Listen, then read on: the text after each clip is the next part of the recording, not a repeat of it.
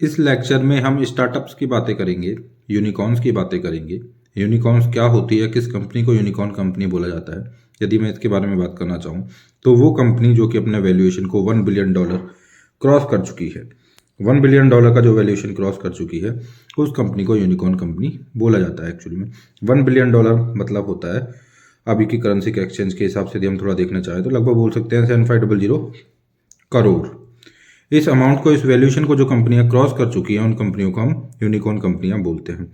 Recently अभी ये बहुत ज़्यादा न्यूज़ में था क्योंकि 2021 में हमने लगभग 44 जो कंपनियां हैं 2021 के अंदर 44 जो हमारे स्टार्टअप्स है एक्चुअल में मैं बोल सकता हूँ वो यूनिकॉर्न हो गए हैं। तो काफ़ी ज़्यादा एक्चुअली में काफ़ी इंपॉर्टेंट ये न्यूज़ रही है।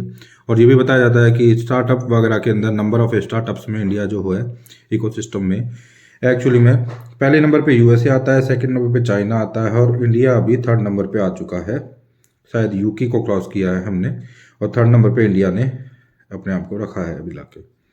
तो हम काफ़ी प्रोमिनेंट वे में, काफ़ी बेटर वे में यूनिकॉर्न्स वगैरह स्टार्टअप्स वगैरह के अंदर हम इंक्रीज कर रहे हैं। अभी यही आंकड़ा जब यूनिकॉर्न का 2020 के अंदर देखने की आप कोशिश करो तो केवल जो था 12 कंपनियां और 2019 के अंदर 9 कंपनियां जो थी एक्चुअल में स्टार्टअप्स बोल सकते हैं वो यूनिकॉर्न बने थे।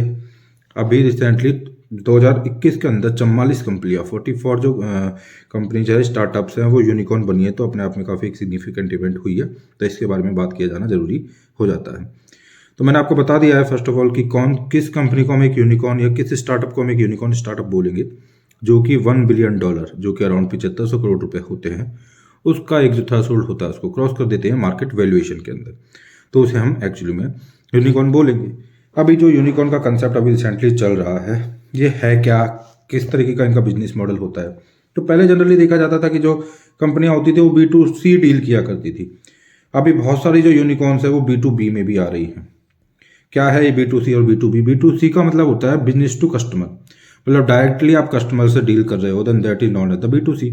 यदि आप B2B मतलब बिजनेस से बिजनेस में डील कर रहे हो तो दैट इज एक्चुअली में वो हो जाता है आपका B2B बिजनेस मॉडल एक्चुअली में। तो B2B बिजनेस मॉडल के अंदर भी बहुत सारी स्टार्टअप्स आ रही हैं एक्चुअली में।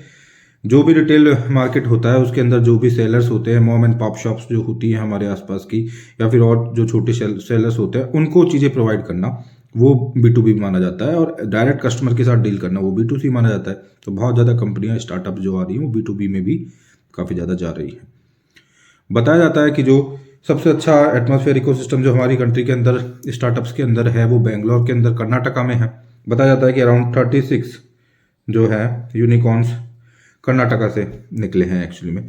तो ये यदि हम ऑर्डर की बात करें तो इकोसिस्टम प्रोवाइड करने के अंदर एक्चुअली में कर्नाटका, उसके बाद आपका महाराष्ट्र, कर्नाटका एंड हरियाणा, क्योंकि गुड़गांव की वजह से फिर एनसीटी जो हमारा नोएडा वगैरह और दिल्ली की वजह से ये रीजन हो जाता है। तो यहाँ पे काफ़ी सारी स्टार्टअप्स अभी और यूनिकॉर्न्स बन रही हैं। तो ये इकोसिस्टम प्रोवाइड करने के अंदर काफ़ी अपर हैंड पे है कर्नाटका, महाराष्ट्र, हरियाणा और एनसीआर जो नेशनल कैपिटल टेरिटरी वगैरह जो है काफ़ी अपर हैंड के ऊपर है प्रोवाइड करने के अंदर। ओके, यदि वर्ल्ड वाइड देखा जाए, उस लेवल पे देखा जाए तो हम थर्ड नंबर पे आ चुके हैं एक्चुअली में। मॉडल मैंने बता दिया B2B और B2C पहले ज़्यादा हुआ करता था, अभी B2B मॉडल के ऊपर हम एक्चुअली में ट्रांसफर कर रहे हैं। ठीक है, अभी ये जो पर्टिकुलरली जो स्टार्टअप्स हैं वो अभी बहुत प्रोमिनेंट वे में इंडिया में आ रही है, लेकिन के साथ लैक्यूना क्या है, इनमें प्रॉब्लम क्या है, इनकी लिमिटेशंस क्या है इंडिया के साथ पर्टिकुलरली स्पेसिफिकली यदि हम बात करें तो। ठीक है, तो इंडिया की जितनी भी स्टार्टअप्स आ रही हैं उनके साथ जो मेजर इशू है वो ये है कि वो स्केल अप कर रही है एक्चुअली में। स्केल अप मतलब ये लोग अपने सब्सक्राइबर बढ़ा के एक्चुअल में इनके पास जो बिजनेस मॉडल है वो कितना बिजनेस मॉडल फॉर्सिंग सिचुएशन को देख के बनाया गया है, कौन सी फ्यूचरिस्टिक डिमांड्स को कंप्लीट कर रहा है। तो बताया जाता है कि जनरली ये बोला जाता है एक्सपर्ट्स के द्वारा कि हमारा जो भी स्टार्टअप का मार्केट है वो फ्लरिश कर रहा है, वो एक बहुत सेलिब्रेट करने की बात है। क्या पर वो राइट डायरेक्शन में जा रहा है, क्या केवल सब्सक्राइबर्स, क्या वो केवल मार्केट वैल्यूएशन क्रिएट कर रहा है, या फिर रियल प्रॉब्लम्स को के साथ क्या वो डील कर पा रहा है। तो हम देखते हैं कि हमारी कंट्री के अंदर ये बहुत ज़्यादा प्रॉब्लम हो रही है कि रियल प्रॉब्लम्स जो होती है उनके साथ ये बहुत ज़्यादा डील नहीं कर रहा है। और एक्चुअली में ज़्यादातर जो स्टार्टअप्स आ रहे हैं तो एजुकेशन के अंदर आप मान लो, ठीक है, हेल्थ केयर के अंदर स्टार्टअप्स आ रहे हैं, ठीक है, एजुकेशन में आ रहे हैं, हेल्थ केयर के अंदर स्टार्टअप्स आ रहे हैं, ऑटोमोबाइल के अंदर आ रहे हैं, फिनटेक है बहुत सारे, ठीक है, ऑटोमोबाइल के अंदर आ रहे हैं बहुत ज़्यादा। फिनटेक है बहुत सारी कंपनियां जो है, फिनटेक मतलब फाइनेंशियल जो ट्रांजेक्शन वगैरह जो कंपनियां होती हैं लाइक फिनटेक, फोन पे वगैरह की भी हम बात कर लेंगे। तो ये सारी चीज़ें भी हैं, हेल्थ केयर। तो ये कुछ ऐसे एरियाज हैं जहाँ पे maximum amount of the startups आ रही हैं और वो बहुत ज़्यादा मतलब कि अभी प्रोमिनेंट वे में फ्लरिश कर रही हैं। पर फ्यूचरिस्टिक रियल टाइम यदि हम देखें कि क्या रियल इश्यूज जो हैं हमारे, उनको डील करने के लिए हमारे पास स्टार्टअप्स हैं, ये अच्छी बात है कि इस फील्ड में स्टार्टअप्स है, और क्या उनका जो मॉडल है वो सस्टेनेबल है, क्या वो केवल एक स्टार्टअप मेयरली किल सब्सक्राइबर्स बढ़ाने के बिहाफ पे 3-4 साल के काम करके जाके ख़त्म हो जाने के लिए आ रही हैं, या फिर स्टार्टअप्स का फ्यूचरिस्टिक मॉडल भी है। तो जैसा कि हम बोल रहे हैं कि लाइक फिनटेक के अंदर ऑटोमोबाइल लॉजिस्टिक्स वगैरह इन सब में हमारी जो स्टार्टअप्स आ रही हैं उनका फ्यूचर पॉसिबल है कि ठीक होगा। लेकिन जो हमारे गाँव के अंदर, गाँव में जो फार फ्लंग एरियाज इंडिया के हैं, उनके अंदर लिए बहुत ज़्यादा कोई इनोवेटिव स्टार्टअप्स नहीं है। लाइक फॉर हमारे एग्रीकल्चर के लिए, फिशरीज के लिए, इस तरीके के चीज़ों के लिए कुछ इनोवेटिव कुछ किया जाए और कुछ स्टार्टअप वगैरह आई हो जो फार फ्लंग एरियाज के साथ डील करती हो, रियल इश्यूज ऑफ इंडिया के साथ डील करती हो, वो ऐसा कुछ खास दिखाई नहीं दे रहा है। और एक्चुअली में ये केवल प्रोपेंसिटी टू स्केल अप के ऊपर काम कर रहे हैं, प्रोपेंसिटी टू स्केल अप के ऊपर काम कर रहे हैं, जबकि स्केल अप करने की कोशिश की जा रही है केवल सब्सक्राइबर्स का बेस बढ़ा के। एक्चुअली में प्रॉफिटेबिलिटी जो होती है उसके ऊपर ये अभी तक नहीं शिफ्ट हो पा रहे। ठीक है, ये भी एक इशू है एक्चुअली के अंदर। ठीक है, अब यदि हम बात करें कुछ बड़ी बड़ी कंपनीज की, लाइक बड़ी बड़ी जितनी भी गूगल हो गई, अमेजन हो गई, जिनको कि अभी मामा बोला जाता है, पहले इसको गाफा बोला जाता था, गाफा में टैक्स होता था, अब इनको अभी नया जो नाम निकल के आया है वो मामा निकल के आया है। मामा कैसे बन रहा है, जो बड़ी कंपनियां उनके हिसाब से मामा नाम निकल के आया है। एम से होता है माइक्रोसॉफ्ट, ए से जो गूगल ने अपना नाम अल्फ़ाबेट कर दिया है, अल्फ़ाबेट जो गूगल का पार्ट है, अल्फ़ाबेट, ये इस वाले ए से अमेजन, और ये जो एम है ये आपका हो जाएगा माइक्रोसॉफ्ट, अमेजन, अल्फ़ाबेट, और इस वाले एम से आपका हो जाएगा मेटा, जो कि फेसबुक ने अपना नाम रख लिया है अभी, और फाइनली जाके हो जाएगा एप्पल। तो ये अभी टेक वर्ल्ड के अंदर बूम कर रही हैं सारी कंपनियां जो हैं। जो मामा है नया वर्ड है, नया एक्रोनिम है, ये बना है क्योंकि फेसबुक ने नाम बदल के मेटा कर दिया है, तो मामा करके नया एक्रोनिम आपका आया है। और ये काफ़ी ज़्यादा पैसा अपना रिसर्च एंड डेवलपमेंट के अंदर लगा रहे हैं, काफ़ी ज़्यादा, ये किसी को भी बहुत ज़्यादा बड़ा नहीं होने देते हैं, उसी को पहले ही कैप्चर कर लेते हैं। लाइक फेसबुक की हम बात करें तो फेसबुक ने पहले इंस्टाग्राम ला के, और फेसबुक को पता था कि मार्केट शिफ्ट होगा और लोग फेसबुक से बोर होकर दूसरी तरफ शिफ्ट होंगे, तो उन्होंने पूरा मार्केट वो भी कैप्चर कर लिया है। ये मोनोपोली क्रिएट करते जा रहे हैं। ये इन फ्यूचर टेक्नोलॉजीज के अंदर बहुत ज़्यादा रिसर्च कर रहे हैं और बहुत ज़्यादा फ्यूचरिस्टिक इनके इंटेंशंस हैं, और काफ़ी ज़्यादा रिसर्च वगैरह में पैसा लगाया जा रहा है, और फ्यूचर को भी ये कैप्चर करने की पूरी कोशिश कर रहे हैं मामा जो कंपनीज हैं वो। ठीक है, ऐसी कंडीशन में किसी स्टार्टअप के लिए वैसे भी टफ हो जाता है, क्योंकि कोई भी स्टार्टअप यदि बड़ी होने लगती है तो उसे पहले ही मतलब कि कैप्चर कर लिया जाता है। हमारे यहाँ पे यदि कुछ स्टार्टअप्स जो हिस्टोरिकली काफ़ी अच्छी रही है उनकी हम बात करें तो लाइक आपका फ्लिपकार्ट रहा, आपका पेटीएम रहा, ये काफ़ी अच्छे इकोसिस्टम इनको प्रोवाइड किए गए। ठीक है, तो इस तरीके की स्टार्टअप्स भी अभी काफ़ी अच्छी कंडीशन के अंदर अभी पहुंच चुकी हैं एक्चुअली में। तो यदि क्रिप्टो करेंसी के अंदर भी स्टार्टअप्स आ रही है, क्रिप्टो करेंसी के अंदर भी एक्सचेंज के तौर पे स्टार्टअप्स आ रही है, लेकिन इन स्टार्टअप्स का क्या फ्यूचर है? यदि क्रिप्टो करेंसी को आज बैन कर दिया जाता है तो क्या फ्यूचर इन स्टार्टअप्स का रह जाएगा? क्या फिजिबिलिटी, क्या पॉसिबिलिटी इन स्टार्टअप्स की रह जाएगी? इस चीज़ को देखे जाने की जरूरत है। तो सस्टेनेबिलिटी अभी हमारे स्टार्टअप्स के अंदर इतनी ज़्यादा नहीं है। बहुत अच्छी बात है कि हम बहुत सारे यूनिकॉर्न्स को लेके आ रहे हैं, लेकिन जो रियल इश्यूज हैं वो रिजॉल्व करना जरूरी है। ये जो स्टार्टअप्स है इसके थ्रू जो इनोवेशन आता है, जो भी इससे स्केल क्रिएट होता है, उसको यदि हम हमारे फार फ्लंग एरियाज में जो गाँवों में प्रॉब्लम्स है और इंडिया की जो बेसिक प्रॉब्लम्स है, लाइक पॉल्यूशन, कुछ स्टार्टअप्स होने चाहिए जो पॉल्यूशन के साथ, एयर पॉल्यूशन के साथ डील करे। कुछ स्टार्टअप्स होने चाहिए जो कि वाटर मैनेजमेंट के साथ डील करे, लाइक इजराइल के अंदर जितना इफेक्टिव वाटर मैनेजमेंट का सिस्टम है, इनोवेशन है वहाँ पे, और वहाँ पे जो क्रॉपिंग वगैरह होती है वो बहुत ही इनोवेटिव, और तो वहाँ पे उसके रिसर्च एंड सब चीज़ों का बहुत बड़ा रोल है। ठीक है, एग्रीकल्चर के अंदर स्टार्टअप्स आए बहुत सारी, फिशरीज में स्टार्टअप आए, और स्केल अप हो startup with sustainable business model के साथ। और हमारा जो रियल टाइम इश्यूज है और रियल इंडियन इश्यूज जो हैं उनके साथ भी स्टार्टअप डील कर रही हूँ, ना मेयरली केवल मार्केट वैल्यूएशन की बात ना हो, रियल इश्यूज के साथ भी डील कर रही हो, तो ये हमारे लिए ज़्यादा अच्छा रहेगा। ये हमारे फ्यूचर के हिसाब से, हमारी कंट्री के फ्यूचर के हिसाब से इस तरीके के स्टार्टअप्स का आना ज़्यादा अच्छा रहेगा एज कम्पेयर टू वो स्टार्टअप्स जो कि केवल एक छोटे टाइम के लिए आई है और केवल अपने आपको स्केल अप करने के लिए आई है, केवल सब्सक्राइबर बेस बढ़ाने के लिए आई है, और रियल इश्यूज के साथ डील नहीं करती है। अच्छा है फिनटेक वगैरह, लॉजिस्टिक, ऑटोमोबाइल, सबके अंदर स्टार्टअप्स आज हमारे पास है, और हम स्टार्टअप्स में बहुत अच्छे से आगे प्रोग्रेस कर रहे हैं। लेकिन बताया जा रहा है कि अभी स्टार्टअप्स का जो पूरा लगभग $315 बिलियन का मार्केट है, जो कि 2025 तक अराउंड बताया जाता है कि $1 ट्रिलियन का होगा।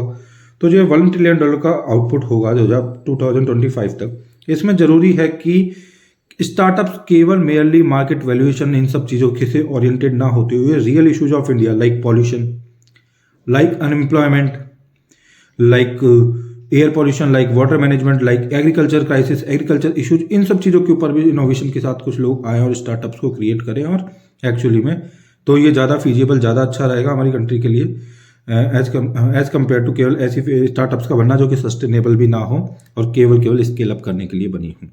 ठीक है, अभी यदि हम बात करें कि स्टार्टअप इकोसिस्टम जो काफ़ी ज़्यादा तेज़ी से आगे बढ़ रहा है, कौन सी ऐसी चीज़ें हैं, कौन से ऐसे फैक्टर्स हैं जो कि इसके पीछे रोल प्ले कर रहे हैं और वाइटल रोल है जिन फैक्टर्स का। ठीक है, तो पहला जो मैं बोलना चाहूँ यदि factors, if I am talking about the factors which are responsible for such a good growth in India of startups actually में, तो स्टार्टअप्स की जो इतनी अच्छी ग्रोथ है उसके लिए जो फैक्टर्स की यदि मैं बात करता हूँ, तो पहला फैक्टर मैं बोल सकता हूँ कि रिलायंस जियो जब 2016 के अंदर लॉन्च हुआ और जब से नेट बहुत ज़्यादा सस्ता हुआ, पेनिट्रेशन ज़्यादा बढ़ा और 4G लॉन्च होने के साथ जिस तरह से इंटरनेट की कनेक्टिविटी और फीजिबिलिटी पॉसिबल हो पाई, तो उसने काफ़ी ज़्यादा सब्सक्राइबर बेस और काफ़ी ज़्यादा स्टार्टअप्स के लिए एक इकोसिस्टम प्रोवाइड करने में हेल्प की है। क्यों? क्योंकि बहुत ज़्यादा लोगों के पास मोबाइल हो गया है, तो सब्सक्राइबर्स बढ़ाना और सब चीज़ों के अंदर। तो पहला जो मैं बोल रहा चाहूँ कि डिस्क्रप्टिव चीज़ हुई जिसने कि स्टार्टअप्स को इंडिया के अंदर आगे आने में हेल्प की, वो रिलायंस का बर्थ ऑफ रिलायंस जियो हम बोल सकते हैं। बर्थ ऑफ रिलायंस जियो जो है वो पहला रीजन रहा। दूसरा रीजन जो रहा उसकी यदि मैं बात करूं तो यूपीआई फ्रेमवर्क जो कि एनपीसीआई हमारा लेके आया है, यूपीआई का जो फ्रेमवर्क जो हमारा एनपीसीआई लेके आया है। ठीक है, अभी आपको पता है कि जो यूपीआई है जितना भी सॉरी फोन पे, गूगल पे, जितनी भी सब चीज़ें हैं, ये सब चीज़ें कितना वाइटल रोल प्ले कर रही है। आप with 1 click you can transfer the amount and पैसे वगैरह आप ट्रांसफर कर सकते हो। तो नो डाउट कि यूपीआई का जो फ्रेमवर्क क्रिएट हुआ है और हम इतने ज़्यादा यूपीआई के ट्रांजेक्शन करते हैं, बल्क अमाउंट में ट्रांजेक्शन करते हैं, इंडिया के अंदर यूपीआई की ट्रांजेक्शन बहुत ज़्यादा है, काफ़ी सक्सेसफुल मॉडल भी ये काम कर रहा है। ठीक है, लेकिन इसमें भी ध्यान रखना जरूरी है कि मोनोपोली है अभी, उसको थोड़ा सा कभी ये मतलब कि मोनोपोली और ज़्यादा ना हो, उसके लिए थोड़ा सा और इसको डाइवर्सिफाइड करने की जरूरत है। इसके लिए फिनटेक वगैरह में काफ़ी इन्वेस्टमेंट हो सकता है अभी, और भी पॉसिबिलिटी है इस चीज़ की, भी हो भी रहा है। ओके, तो दूसरा जो डिसरप्टिव रीजन रहा दैट वाज रेस्पॉन्सिबल, जिसने कि इकोसिस्टम क्रिएट करने के अंदर हेल्प की है, दैट वाज यूपीआई एक्चुअली में। और यदि बाद में बताऊं तो फिर लास्ट वाला जो रहा है वो जीएसटी जो इंफ्रास्ट्रक्चर आपका रहा, जीएसटी का रोल आउट होना एक्चुअली, क्योंकि इसने बहुत ज़्यादा फॉर्मलाइजेशन कर दिया है, रूल्स एंड रेगुलेशन को बिल्कुल सिंगल विंडो के अंदर ला के रख दिया है, हर चीज़ बिल्कुल ऑर्गेनाइज हो गई है और formalisation of small business and सब कुछ हो चुका है, इनवॉइस वगैरह, और आपको इनवॉइस के अलावा आपका इनपुट जो टैक्स क्रेडिट वगैरह ये सब चीज़ें जो पॉसिबल हुई है, इससे काफ़ी ज़्यादा फॉर्मलाइजेशन होने की वजह से एक पूरा इकोसिस्टम बनने में काफ़ी हेल्प हुई है स्टार्टअप्स को। तो यदि इसको मैं फाइनली पूरे को समराइज करना चाहूँ तो मैं कुछ इस तरह से इसके बारे में बोल सकता हूँ एक्चुअल में। ठीक है, अभी स्पेस सेक्टर के अंदर भी स्टार्टअप्स आ रहे हैं, स्पेस सेक्टर के अंदर भी स्टार्टअप्स में काफ़ी, लेकिन हम भी इंडिया काफ़ी ज़्यादा आगे नहीं है। कुछ मैं नाम बता दूँ स्पेस जो सेक्टर्स है उसमें स्टार्टअप्स के। ठीक है, वर्ल्ड वाइड नाम तो आप जानते हो, जो काफ़ी बड़ी कंपनियां बन चुकी हैं, वो कोई स्टार्टअप्स तो रहे नहीं है, like space x, blue origin. Space x जो है एलॉन मस्क का है और ब्लू ओरिजिन शायद अमेजन का है एक्चुअल में। ठीक है, तो हम भी इंडिया भी काफ़ी ज़्यादा, अभी हमारे यहाँ पे भी काफ़ी ज़्यादा इसके अंदर स्टार्टअप्स वगैरह अपने आप को लेके आने की कोशिश कर रहे हैं, और हमारे यहाँ पे जो स्टार्टअप्स है काफ़ी ज़्यादा मतलब कि रिसर्च वगैरह कर रहे हैं और अपने आप को एस्टेब्लिश करने का कोशिश कर रहे हैं इस सेक्टर के अंदर, मतलब स्पेस के अंदर। वो है लाइक अग्निकुल, स्काई रूट, मैं आपको लिख देता हूँ यहाँ पे Agnikul, Skyroot, okay, Skyroot, और फिर ध्रुवा स्पेस। तो ये कुछ स्टार्टअप्स हैं इंडिया के जो कि स्पेस के अंदर काफ़ी ज़्यादा रिसर्च वगैरह और स्पेस के अंदर अपने आप को एस्टेब्लिश करने की कोशिश कर रहे हैं। और सब जानते हैं जो space x and blue origin की सक्सेसफुल स्टोरी जो अमेरिका के अंदर रही है, और वो पैरेलली अपने आप में काफ़ी बड़ा एक पूरा स्पेस सेक्टर चलाते हैं अमेरिका के अंदर। और काफ़ी सारे अभी इलॉन मस्क ने तो स्पेस एक्स के थ्रू अभी बहुत सारे लो अर्थ ऑर्बिट सैटेलाइट्स को लॉन्च करने की भी बात की है, 1000 सैटेलाइट्स जो कि internet connectivity far flung areas में प्रोवाइड कर सके पूरे वर्ल्ड के अंदर। तो काफ़ी अच्छा रोल प्ले कर रहे हैं ये जो स्टार्टअप्स हैं in space sector in America. But India के अंदर जो है अभी इतना बहुत ज़्यादा उनके अंदर ग्रोथ नहीं हुई है, लेकिन स्टार्टअप्स आने लगे हैं, ये एक पॉजिटिव साइन है। ठीक है, और जो नाम है स्टार्टअप्स जो आने लगे हैं वो Agnikul, Skyroot Dhruva space and like Pixxel and like that. Okay, अब मैं यदि इस पूरे सिस्टम को, पूरी बातों को जो मैंने अभी बोला उसको समराइज करना चाहूँ तो मैं बोल सकता हूँ कि हम काफ़ी अच्छी ग्रोथ के पाथ पे हैं। 2021 में 44 यूनिकॉर्न्स बने हैं। हमारा startup ecosystem, unicorn ecosystem, startup ecosystem में बेसिकली बोलना चाहूँ तो काफ़ी अच्छे से फ्लरिश कर रहा है, और 44 स्टार्टअप्स का 2021 में आना इस चीज़ को इंडिकेट भी करता है। बट क्योंकि हमारे अंदर बहुत सारा पोटेंशियल है, हमारे पास बहुत सारे कस्टमर्स है, हमारी एक कंज्यूमर ड्रिवन इकोनॉमी भी है, और हम टेक्निकली भी काफ़ी अपर हैंड पे रहते हैं, तो ऐसी कंडीशन में ये जरूरी हो जाता है कि इन फ्यूचर को देखते हुए हम ऐसे स्टार्टअप्स क्रिएट करें जो केवल स्केल अप करने के लिए ना हो, वो एक्चुअल में रियल इश्यूज ऑफ इंडिया के साथ डील करने के लिए भी हों। तो अभी हम देख रहे हैं कि लाइक लॉजिस्टिक, ऑटोमोबाइल, फिनटेक, इन सब चीज़ों के अंदर तो काफ़ी ज़्यादा हेल्थ केयर वगैरह में, एजुकेशन के अंदर स्टार्टअप्स वगैरह आ रहे हैं। बट उसके अलावा बहुत ज़्यादा डाइवर्सिटी अभी स्पेस के अंदर भी आने लग गए हैं। तो कुल मिलाकर इनका डाइवर्सिफिकेशन किया जाने की जरूरत है, इनको सस्टेनेबल बनाए जाने की जरूरत है, और कुछ और जो सेक्टर्स और रियल इश्यूज, रियल प्रॉब्लम्स हम फेस करते हैं, like agriculture, okay, like water management, like agriculture, like water management, like pollution, ठीक है, इन सब और भी डाइवर्सिफाइड जो फील्ड्स है इनके अंदर भी स्टार्टअप्स का होना जरूरी है, और ताकि हम उन सब चीज़ों के अंदर हमारे जो रियल इशू जो इंडिया के हैं उनको भी हम इनोवेशन है एक्चुअली में ये सब कुछ, उस इनोवेशन टाइप की चीज़ों के थ्रू और प्राइवेट सेक्टर की हेल्प के थ्रू उनके अंदर भी हम बहुत ज़्यादा इशूज को रिजॉल्व कर सकें। तो उन एरियाज के अंदर भी स्टार्टअप का डाइवर्सिफिकेशन होना जरूरी है, उनका मेयरली स्केल अप ना होना, एक सस्टेनेबल बिजनेस मॉडल को फॉलो करना जरूरी है। गवर्नमेंट बहुत सारी स्कीम्स के साथ आ रही है, बहुत सारी चीज़ों को सपोर्ट करने के लिए, कुछ सिस्टम देने के लिए, लाइक 3 साल का टैक्स रिबेट वगैरह वगैरह स्टार्टअप्स के लिए गवर्नमेंट ने किया भी है, और गवर्नमेंट काफ़ी अच्छे लेवल पे इसको कर रही है। इसके लिए भी स्टार्टअप के लिए एक डेफिनेशन होना जरूरी है, लाइक यदि कोई कंपनी है वो कि 1 साल का प्रॉफिट 100 करोड़ से उसका कम होना चाहिए, ठीक है। 10 ईयर्स की विंडो दी जाती है किसी स्टार्टअप को कि 10 ईयर्स तक उसको स्टार्टअप के अंदर काउंट किया जाएगा, ओके। उसके बाद यदि कोई बड़ी कंपनी से कोई छोटी कंपनी डिवाइड अलग हो रही है तो कभी उसको स्टार्टअप नहीं बोलोगे, नई कंपनी होनी चाहिए, 100 करोड़ से कम का प्रॉफिट होना चाहिए, और भी बहुत सारे क्राइटेरिया जिनके बिहाफ पे स्टार्टअप को डिसाइड किया जाता है, और फिर उनको स्टार्टअप को फिर पूरी तरह से गवर्नमेंट की तरफ से जो भी स्कीम्स चल रही है, like tax rebate and all that, वो प्रोवाइड किया जाता है। तो गवर्नमेंट अपनी तरफ से काफ़ी अच्छा वाइटल रोल प्ले कर रही है। साथ ही साथ में ये जरूरी है कि डाइवर्सिफिकेशन को भी इंश्योर किया जाए। हमारे स्टार्टअप जो इंडस्ट्री है काफ़ी अच्छी ग्रोथ कर रही है, इकोसिस्टम काफ़ी अच्छा हम ठीक ठाक से प्रोवाइड कर रहे हैं, बट बस कहीं पे कमी है तो ये है कि मॉडल क्या सस्टेनेबल है, इस चीज़ को इंश्योर किया जाना जरूरी है। केवल स्केल अप या सब्सक्राइबर बढ़ाने के लिए स्टार्टअप्स क्रिएट हो रहे हैं तो that is not right. Actually में भी लगभग 50,000 से ऊपर 1 लाख के आसपास स्टार्टअप्स पहुंच चुके हैं इंडिया के अंदर। तो डाइवर्सिफिकेशन भी यदि हो, हर फील्ड को यदि इसके साथ डील किया जाए, इस इनोवेशन के थ्रू जो रियल इश्यूज इंडिया फेस करता है उन रियल इश्यूज को रिजॉल्व किया जाए। मैं जो बार बार साइड करने की कोशिश कर रहा हूँ, लाइक पॉल्यूशन के एरिया के अंदर कोई स्टार्टअप हो, कोई स्टार्टअप वाटर मैनेजमेंट में हो, कोई स्टार्टअप एग्रीकल्चर के अंदर हो, तो इस तरीके के जो रियल इश्यूज हैं उनको डील करने के लिए भी कोई स्टार्टअप्स आए तो ये हमारे इंडिया के लिए काफ़ी अच्छा हो सकता है, क्योंकि हमारे अंदर पोटेंशियल है। तो इस डायरेक्शन में काम करने की रिक्वायरमेंट है और हमें काम करना चाहिए।